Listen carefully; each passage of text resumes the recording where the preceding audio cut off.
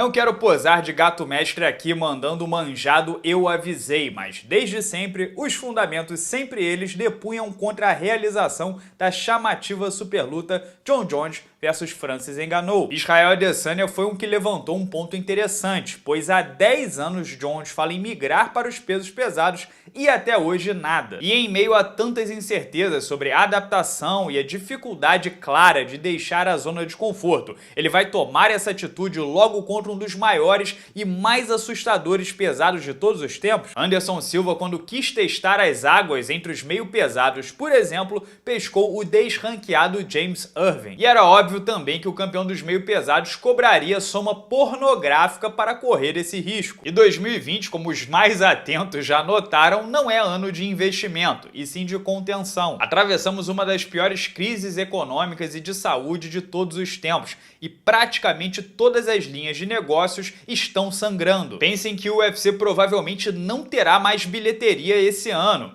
Ah, Renato, mas bilheteria não é a maior fonte de receita dos caras. Sim, é verdade, mas se for 10, 15% que seja dos quase $1 bilhão que eles faturaram em 2019, estamos falando de 100, 150 milhões de dólares sendo deixados na mesa. É muita coisa. Sem contar todos os eventos cancelados, reembolsos a fãs que já tinham comprado ingressos, arenas que já estavam alugadas e todo o investimento em saúde, exames médicos, infraestrutura e logística para mandar shows numa ilha remota e manter as luzes acesas. O UFC não demitiu ninguém ainda e sequer cogitou reduzir bolsas, bônus nem nada do tipo. Mas desembolsar quantia exorbitante por algo que não é retorno garantido é movimento que eles não farão num momento como esse. Digo isso porque Jones versus Ngannou é um casamento dos sonhos para o fã hardcore. Mas qual narrativa vai atrair o fã médio para que possa vender ao norte de 2 milhões de pacotes pay-per-views? Será que um eventual acordo com uma TV camaronesa ou africana interessada em Ngannou justificaria o investimento? Será que Jon Jones tem toda essa conexão com o público americano? Nem em seus melhores momentos, contra um rival notório, um atleta olímpico americano,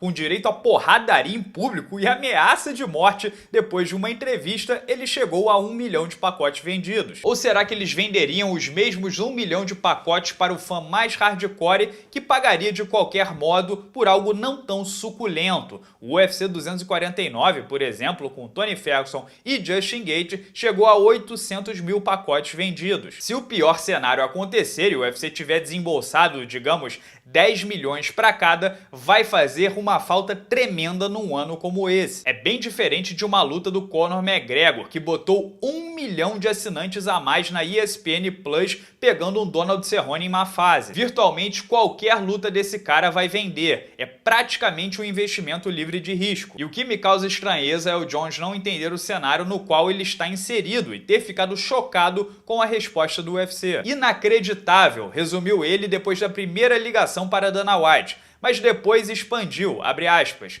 Antes mesmo de discutir o número, o UFC não estava disposto a pagar mais pela superluta, pela minha ida ao peso pesado. Disseram que eu possivelmente ganharia mais em vendas de pay-per-view. Talvez quando eles estiverem prontos para fazermos negócios, eu volte. Talvez veja vocês em 1 ano ou 2. O que o Ultimate disse basicamente foi: campeão, não tem mais grana, mas se tiver na pilha, sejamos sócios. Você leva parte do pay-per-view mesmo sem ser o campeão da categoria em que você vai lutar. Mas não, o cara não quis assumir parte do risco. E para muitos ainda saiu com a imagem de garoto mimado, sem contato com a realidade que assola o planeta no momento. O mais bizarro é que Ngannou, ao invés de continuar botando pilha, enfiando a faca na vaidade do Jones, não, repetiu o discurso, abre aspas. Na minha opinião, o UFC não está disposto a fazer essa luta com o Jones acontecer pelo que ela vale. E olha que o predador africano seria o maior beneficiado. Com a grana do pay-per-view, essa seria a sua maior bolsa contra o adversário mais popular e ainda sendo favorito. Claro, não significa que a luta tá morta e enterrada. Jones e Ngannou também jogaram pra galera. De repente, a reação do público força o UFC a investir, a agir. Mas pela resposta seca do Dana White ontem, não vai rolar mesmo, abre aspas.